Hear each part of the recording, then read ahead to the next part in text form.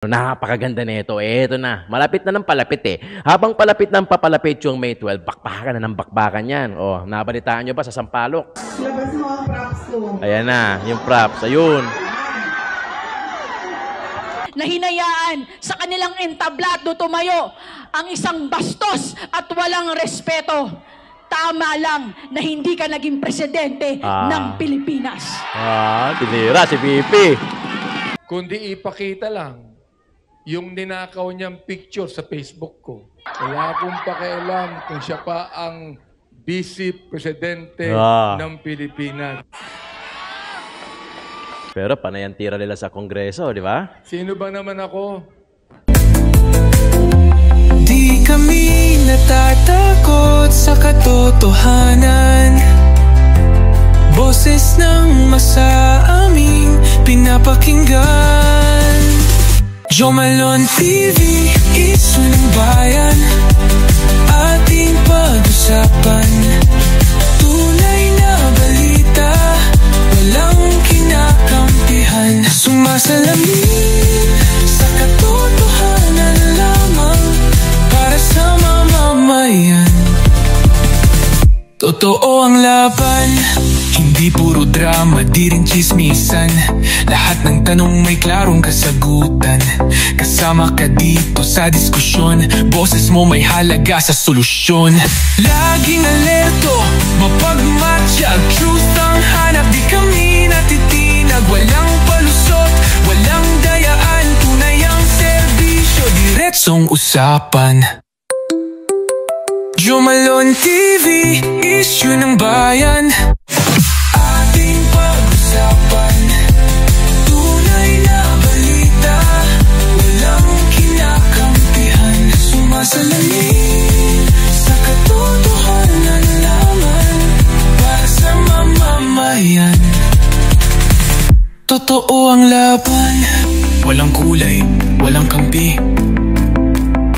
Balita, talakayan, katotohanan para sa bayan. Alright, what's up mga kayon? Welcome back pa rin syempre dito lang sa Jo Malone TV para sa programa natin ng Issue ng Bayan ating pag-usapan. Today is April 29, araw ng Martes. Ito yung pangalawang upload natin for this day. Maraming salamat sa lahat ng mga viewers natin abroad, pati na rin yung mga OFW natin, pati na rin sa lokal sa Pilipinas sa pagpatuloy na pagsuporta sa Jo Malone TV. Kaya naman magandang umaga, hapon o gabi sa inyo lahat. I-shoutout muna natin yung mga members natin. Siyempre si Ma'am Queen O, Sir Larry Milagros Chan, Franklin Forog, Lorna Tubera, Florina Dacumos, Rose Enriquez, Mary Jane Tabuada, Dina Maus Bongo, Ma'am Lorna, Danny Ubaldo, Manik Sangko, pati na rin si JU Production. Maraming salamat sa inyo. Meron po tayong join membership dyan. Kung gusto niyo po magpa-member, okay lang po. At kung hindi naman, okay lang din yung paki-double check kung nakasubscribe na kayo. Kung hindi pa naman, subscribe na at paki-click yung bell icon, palagay sa all at paki-like and share na rin yung video natin. Siyempre, when Tito Talks, saka Tito Jom, Tito ng ina mo. Eto na, umpisahan natin. Nung mga nakaraang araw, bumanat si BP Inday Sara sa rally ni Yorme Isko Moreno kung saan sa Distrito 6 tinira niya, hindi naman tinira, pinahapyawan ba? Kumbaga medyo binardagul niya ni BP Inday Sara si Benny Abante. O, ito yung video na yon. Yung pangalawang video, bumanat naman yung anak ni Congressman Benny Abante na si Attorney Princess Abante. At bumanat na rin siyempre si Congressman Benny Abante patungkol naman doon sa nangyari na to sa Distrito 6, sa rally ni Yorme Isko Moreno. Napakaganda nito. Eto na. Malapit na ng palapit eh. Habang palapit ng papalapit yung May 12, bakbakan na ng bakbakan yan. O, nabalitaan nyo ba sa Sampaloc? Yung dating chairman na nominee ng party list ABP o yung ambumbero ng Pinas binaril sa harap-harapan sa headquarters ng ABP dyan sa Sampaloc ng riding in tandem. Boom! Patay. Sa sound effect, nagkamali ng pindot. Yun yung sinasabi natin. Oh, depende kasi sa leadership yan eh. Di ba, sa Maynila, nagkakaroon na marami, nakakalusot na yung mga ganon, yung mga riding in tandem. Di ba? Tila baga, parang ayaw na magsikilos ng mga kapulisan. Depende sa leader yan. Nung panahon ni Yorme, wala namang ganyan eh. Ano na yan? Marami na natakot sa Maynila. Depende talaga sa leader. Depende talaga sa leader. Meron talagang iba susunod sa leader nila, yung iba talaga hindi. Pero pag pinukpok mo yan, kailangan sumunod yan. Ganun talaga dapat. Ikaw ang leader eh. Kailangan mapapasunod mo yan. Hindi pa pwedeng ayaw nila magtrabaho, ayaw nilang sumunod. Hindi pa pwede. Ikaw ang leader. Kaya depende sa leader yan eh. Pero pagka nalalaman at nakikita nila na wala namang pakialam yung leader natin sa atin, sige, gawin nyo na ng gawin yan. Bahala na kayo dyan. Diba? Ganun yun. Oh. DOA yun. Condolences to sa pamilya ng ni Bakod. Ni Bakod ang apelyido. So pasensya na. Condolence din po sa inyo. At yan ang nangyari sa may kamay nilaan ngayon. Nagkakaganyan na. Okay. Puntahan na natin itong video na to. Panoorin muna natin yung short na video ni VP Inday Sara patungkol kay Labene Abante sa Distrito 6. Labas mo ang props ko. Ayan na, yung props. Ayun. Maganda to ha. Anong tawag sa ganitong tao, mga anak? Walang? Congressman, wag mo ilalabas yung dila mo. Pakita mo ngipin mo. Yung distrito ninyo ay nagdadasal ang inyong congressman. Kaya hindi po ako magmumura. Nagdadasal po ako ngayong gabi. Alam nyo, dito sa atin sa Pilipinas, kapag nilabas mo ang dila mo, sa ibang kultura, pagpapakita ng malakas ka, matapang ka. Pero dito sa atin, pag nilabas mo ang dila mo, ano ibig sabihin yan? Ha? Ay, nako, mga bata, anong tawag yan? Walang respeto. Yan ha. Panoorin natin. Saglit lang yan. Anong tawag yan sa inyo? Belat, di ba? Belat. Bila yan sa bila. Diba? Bakit? Ang mga bata, ano gumagawa niyan eh? Bakit ginagawa yan ng bata? Di ba yung pang-aasar? At ano pa? Parang sinasabi ng bata, be, sa'yo, nasa akin lahat, ikaw wala. Be, panalo ko, ikaw wala.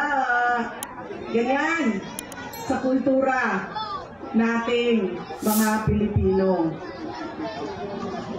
Nasaan na ang aking props? Kagabi may apple ako, ngayong gabi. Nasaan na? Go. Labas mo ang props ko.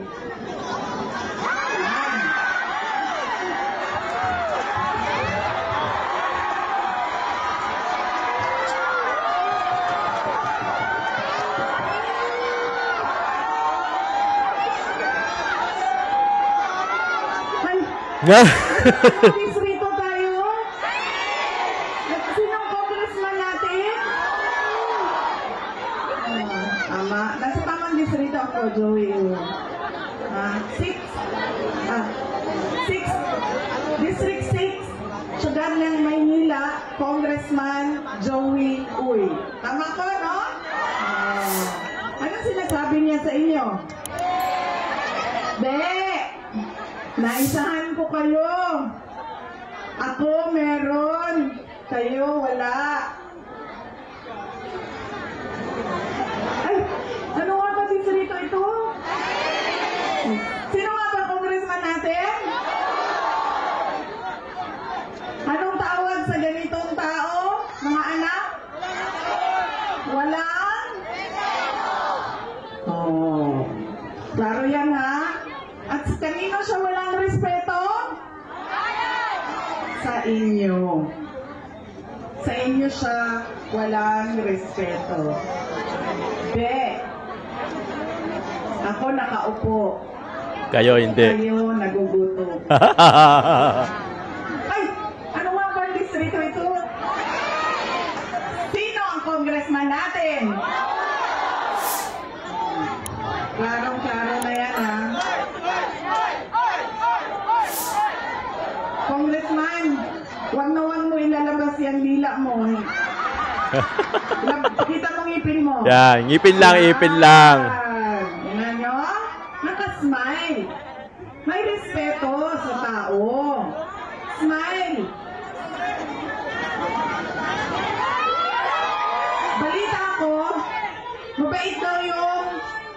kandidato ninyo dito. Papakita ng ngipin, nag-smile. Ano nga ba distrito natin? Sais! Sino nga ba congressman natin? Joey Uy! Nasa 6th district ako ng siyudad ng Maynila. Ang congressman dito ay si Joey Uy. Tama? Mga kababayan, ang lahat ng ginagawa natin ay para sa Diyos, sa bayan, at sa bawat pamilyang Pilipino. Syukran. Syukran. Okay na. Yan na yung last. Alright. Diba? Kahit, ano ba yan? April. Hindi ko na mabasa yung date, pero nangyari yan, yan yung last ata ni VP Inday Sara na bumaba sa rally ni Yorme Isko Moreno. Kasi bumaba rin siya ng District 2, bumaba rin siya ng District 3, bumaba siya ng District 6. So, ito naman, so nabalitaan niya, syempre, kumalat sa social media yung mga, nag-trending pa nga yan eh. Kumalat sa social media, na naging popular, yung banat ni VP Inday Sara, tapos ito ang sagot ng anak ni Congressman Benny Abante na si Princess Abante at sumagot din si Congressman Benny Abante sa Distrito 6 din, sa campaign rally din nila, sa Santa Ana naman to. Okay? Panoorin naman natin yung banat ng anak si Princess. Grabe. Hanggang dumating ang punto, kayo rin ang gumawa sa kanya bilang congressman ng ika-6 na distrito ng Maynila noong 2004. Sa lahat ng laban ni Benny Abante, manalo man o matalo, laging landslide si Benny Abante dito sa bayan ng Santa Ana. Dahil kayo ang totoong nakakilala kung sino talaga ang isang Benny Abante. Benny Abante na personal na tao, Benny Abante na isang pastor, at Benny Abante bilang lingkod bayan. Dito din sa bayan ng Santa Ana, nagsimula ng isang pamilya si Benny Abante. Nakilala niyo po kaming tatlong magkakapatid, si Princess, si Rich, at si Fog. Dating nakatira kami dito sa La Torre, lumipat dyan sa Rebellin. Nakita niyo po kami sa mga batang maliliit, hanggang nagdalaga, hanggang nagbinata na si Fog. Nagkaroon na rin po kami ng mga pamilya. May 2 anak ako. Isang anak si Rich sa Amerika. At si Fog naman, may 3 anak ngayon. Wala kaming persona na pang-politiko lamang. Alam nyo na kung sino si Benny Abante sa harap ng entablado, kung sino si Benny Abante sa pulpito sa simbahan, kung sino si Benny Abante doon sa Kongreso, ay yan rin ang Benny Abanteng nakakaharap nyo ng personal. Si Benny Abante naglilingkod nang walang pinipiling panahon. Naging congressman, naging konsihal, nawala sa serbisyo, pero patuloy na naglilingkod. Hindi nagtatago, hindi lumilihis sa responsibilidad.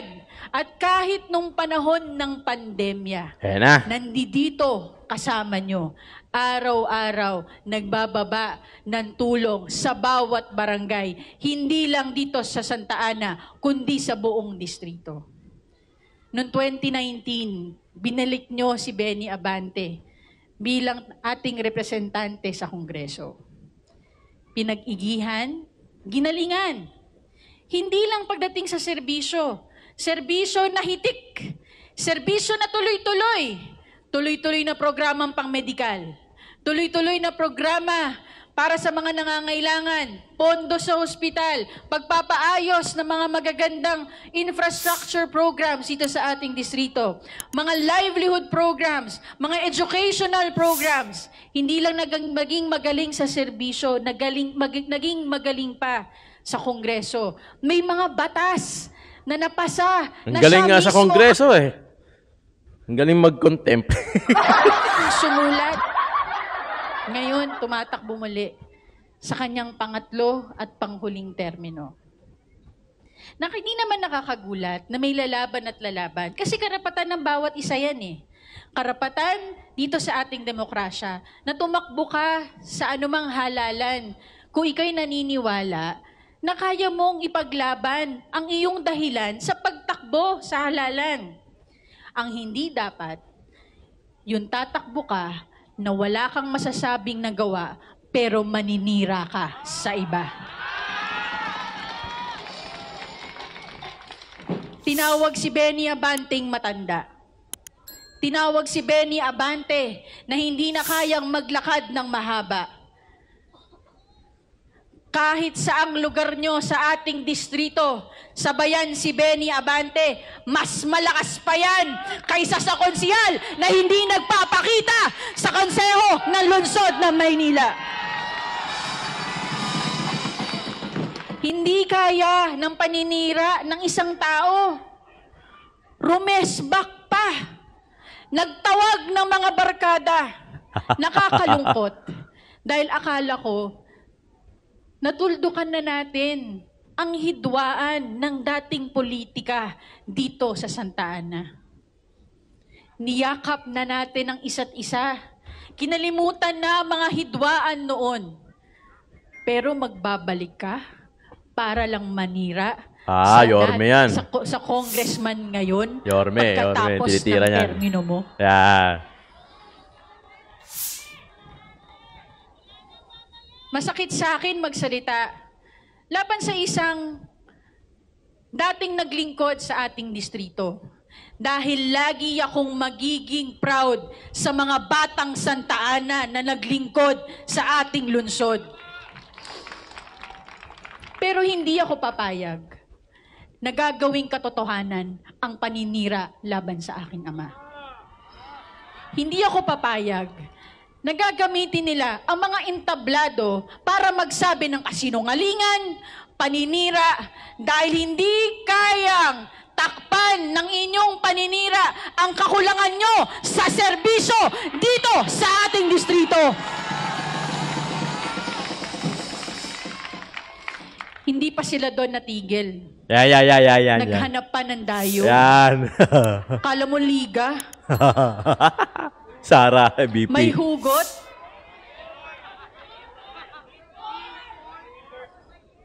Tatayo ka dito sa aming lungsod.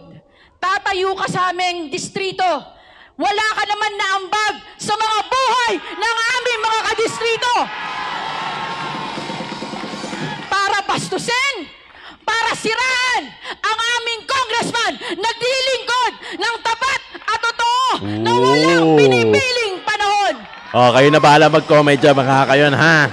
Comment nyo dyan sa baba. Mga tao na hinayaan sa kanilang entablado tumayo ang isang bastos at walang respeto. Tama lang na hindi ka naging presidente ng Pilipinas. Tinira si BP. Attorney Princess Abante yan, anak ni Congressman Benny Abante. Tinira, binigyan, binigwasan Bayan ng si Santa BP. Ana. Ika-6 na distrito ng Maynila. Kilala niyo po kami. Buong pamilya namin.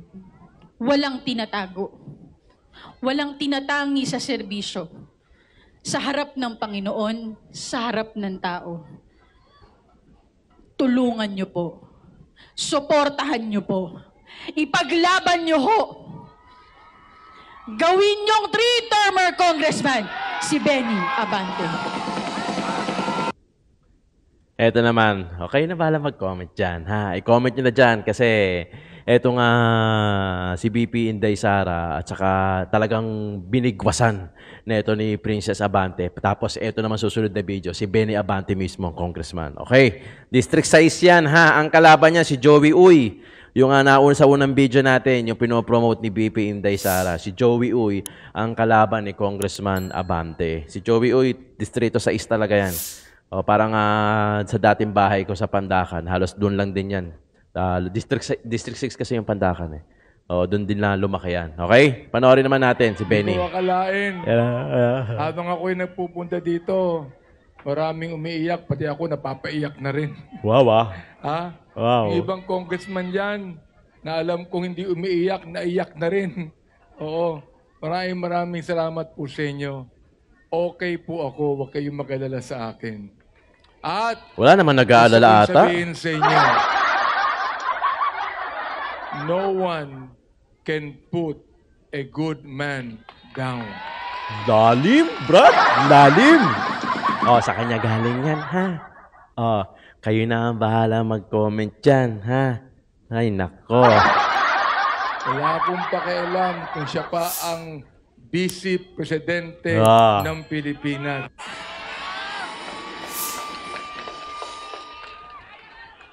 Pero panay ang tira nila sa Kongreso, di ba? Sino ba naman ako? Isang congressman lamang ng Manila. Pinag-aksayahan ng panahon ng Vice Presidente. Para pumunta dito, akala ko ang kanya lamang sasabihin ay kampanya ang kanyang mga senador. Oh, pero hindi mangyayari kasi yan eh. Hindi bababa si BP Inday Sara sa distrito ng Maynila kung wala kayong ginawa during Quadcom. Di ba? Matatandaan nyo, Quadcom? Refresher yan. Balikan nyo yung Quadcom. Doon natin makikita kung bakit bumaba si BP Inday Sara. Marahil ang intensyon ni BP Inday Sara, sabihin na natin na yun nga, para birahin kayo dyan sa Manila District. Pero lagi niyo tatandaan, hindi naman gagawa ang isang, lahat yan may balik eh. Di ba? Lahat yan may balik. Hindi naman bababa si BP Inday Sara siguro dyan, kundi dahil doon sa mga ginawa nyo sa kanya nung, during Quadcom. Di ba? At ikampanya ang kanyang mayor. Yung pala, ako pala ang punto ng kanyang mga salita. Ako pala ang talagang sisiraan niya. Uy, binoto ko yun. Vice President, binoto ko yun. Kasama nung dating mayor, binoto ko din yun. Tinira din si Yorme, ha? Ngayon, kahit kailan, hindi ko na iboboto yung dalawang yan. Pero bago tayo magluhaan dito, kumanta muna tayo. Skip na natin yung kanta. Hindi ko alam kung Skip bakit kinakailangan pang gawin ng ating Vice President yan, di ba? Hindi mo ba alam? Grabe ko naman. Dapat alam mo na yan. Di ba? Balikan nyo yung Quadcom para malaman ninyo kung bakit. Wala naman siyang inaccuse sa akin eh. Wala naman siyang nasabi na masama sa akin. Kundi ipakita lang yung ninakaw niyang picture sa Facebook ko.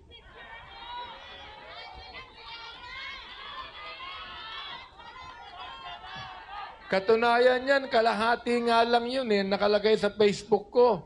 Yung kalahati nun, yung picture ni Albert Einstein eh, na nakadila din eh. Alam niyo kung bakit? Kasi gusto ko rin maging genius na katulad niya. Alam niyo naman, ang pagdila po, atake na, mga commenter. respeto, hindi ko alam kung saan niya nakuha yun eh. Ang mga Pilipino mahilig tumila eh. Number one, jokingly. Nagbibiro. O kaya naman, pag dumila yan, ibig sabihin, buti nga. Buti nga. Di ba? In fact, gusto ko sabihin sa anak ko, bakit hindi tayo magpagawa ng tarpaulin? Ng picture ko nakadila, itatapat ko doon sa picture ng kalaban ko.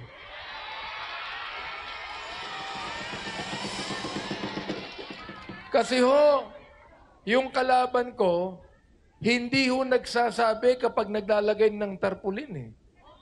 Sa mga bahay, pag nag-house to house po ako, yung mga tao ron sa loob, sinasabi sa akin, Congressman, maaring yung isa may tarpaulin dito, hindi ko nais tanggalin, baka ma-issue pa ako. Pero yun nasa puso ko, si Bene Abante. Lupit, ha? Lupit. Yun ang joke. Meron ding mga may-ari ng bahay, talagang tinatanggal po nila. Hindi ako nag-utos nun, ha? Oo. Talagang tinanggal lang po nila at nilagay yung akin tarpaulin. Ang mga staff ko bago maglagay ng tarpaulin, nagsasabi po sila, sa may-ari ng bahay. Pwede po ba na maglagay? Yun ang ibig sabihin ng respeto. Pero, yung naglalagay ka ng tarpaulin, kahit na yung dating mayor, ganoon din ang ginagawa niya, hindi ho nagsasabi sa mga bahay nilalagay, aba, yun po ang walang respeto. Banat ng Kung banat. pinag-uusapan dito ay respeto, kinakailangan po malaman nila kung sinong meron. Kahit kailan, ang Asenso Manileño hindi po nanira ng kalaban. Pero anong tawag nyo doon sa ginawa nyo doon sa Quadcom? Di ba?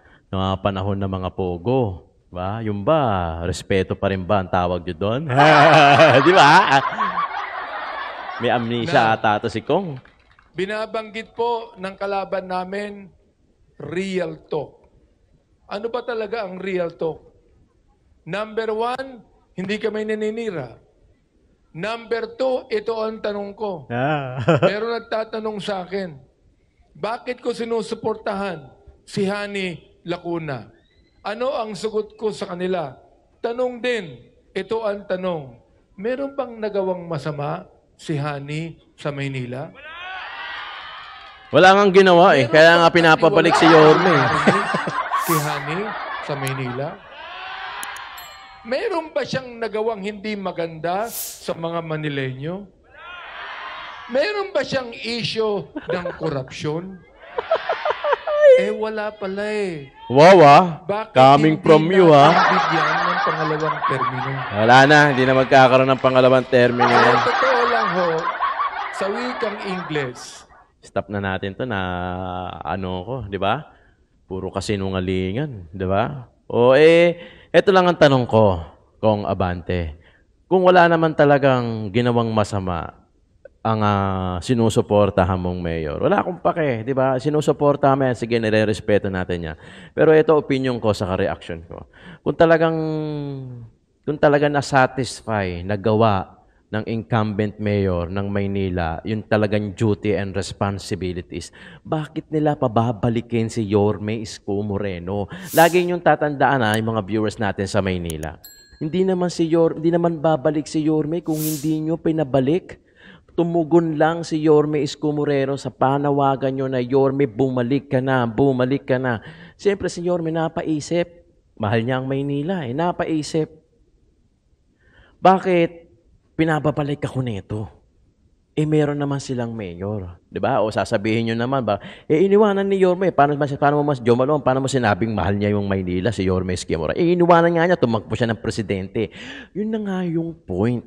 Akala ni Yorme, maipapasa niya yung lahat ng ginawa niya doon sa incumbent nyo ngayon at magagawa niya, masasatisfy niya yung needs ninyo. Hindi pala. Kayo ang nagpabalik. Nananahimik si Yorme Isko Moreno, di ba? Nananahimik, siguro naman. Ano na yan, sabi nga ni Yorme, plano na lang niya, magturo, di ba? Magturo na lang. Talagang wala na sa isip niya ata ang tumakbo. In short, hindi na siya talaga babalik. Mga Manileño ang nagpabalik sa kanya. Isipin mo na lang bakit ka pababalikin? Bakit ka pababalikin? Kung nasatisfy na sila doon sa current nila ngayon. Di ba? Ganun lang kasimple. O ito sinasabi naman ni Congressman Abante, nakakalimutan niya ata yung mga ginawa niya sa Quadcom. Bakit ba nagalit yung taong bayan sa'yo? Hindi naman ako Hindi lang naman ako. Yung buong taong bayan, bakit nagalit sa'yo? Bakit nagalit sa inyo mga nagbumuo ng Quadcom na yan? Bakit ba? Kayo ang makakasagot niyan, di ba? O ayaw niyong sabihin, sinasabi niyo na wala namang kayong ginawa, wala namang kayong inaggrabyado, bakit hindi niyo balikan yung Quadcom? At bakit sinasabi, anong basihan ng mga taong galit sa inyo? Di ba? Para sirain kayo. Di ba? Hindi naman yan, wala naman, yung mga taong naninira sa inyo, yung mga taong bayan, hindi naman sumasahod dyan. Wala namang mapapalayan pag siniraan kayo yan, o kaya, pinagsalitaan kayo ng masama. Wala namang kikitain niya mga yan. Wala naman yan mapapala actually. Di ba? Pero bakit nila ginawa yun? Di ba? May pattern Kasi baka meron kang ginawa during Quadcom, kay BP Inday Sara o kahit kanino mang resource person dyan, kaya sila nagagalit. Anong sabi ni Ali Soto? Kasi yung mga chairperson naman, yung mga namumuno naman sa Quadcom, parang lumagpas din sa boundaries nila doon sa pagtatatanong. 'Di ba? Mismo si Alice Soto na rin nagsabi niya, at hindi lang 'yan. Marami pang nakapansin, 'di ba? Marami pa nakapansin na bakit ganun yung klase ng pagtatanong nyo, parang out of line, 'di ba? May mga pinakontempt kayo, 'di ba? During Pogo, ilan lang ang pumalag lang naman sa inyo, yung mga vloggers 'di ba? Yan ang pumalag sa inyo, kaya parang natuldukan tapos nag-eleksyon, 'di ba? Yan. Diyan mo tanungin, diyan mo usisain kung diyan mo makikita kung bakit yung mga sinasabi mo ay hindi pinapaniwalaan ng taong bayan. Sa sila mismo, hindi lang ako. Yung mga taong bayan mismo, kahit dito, magbasa ka ng comment dito Sige, magko-comment yan mga yan, sigurado. Magko-comment yan ng mga yan, basahin mo. Mas sila nakakaalam kaysa ako. Kasi sigurado nasubaybayan ka rin nila. So, sila makakapagsabi sa'yo kung ano yung ginawa mo, makakapagpalinaw sa'yo. Ngayon, kung hindi ka manalo, balikan mo ulit tong video na to, alamin mo kung bakit. Di ba? Nang sa ganon, malaman mo kung ano yung mga sagot dun sa mga tinatanong mo. Lalo-lalo na yung about sa respeto na yan. Di ba? Dahil wala naman silang ibabato sa'yo kung hindi nila nakita sa'yo yan Di ba? Yung mga ginagawa mo, hindi naman nila ibabalik sa'yo yan kung hindi mo yan ginawa. Kaya nga, yung sinasabi mo, you can never put a good man down. Basahin mo yung mga magko-comment dito mga kayon. I-comment nyo dyan kung anong tingin nyo kay Benny Abante. Iboboto nyo ba to sa darating na May 12, lalo-lalo na sa lungsod na Maynila? O paki-comment dyan, dalawa lang naglalaban dyan Congressman Joey Uy at saka si Congressman Benny Abante. Dalawa, kung di ako nagkakamali, dalawa lang yung matunog na naglalaban dyan sa District 6 ng Maynila. Joey Uy, Yorme's Choice siya, ang partido ni Yorme. Itong si Congressman Benny Abante, partido ni Hanny Lacuna. O kayo nang bahala mga kayon. Maraming salamat. Hanggang sa muli, meron po tayong ulit upload. Joe Malone TV, Issue ng Bayan, ating pag-usapan.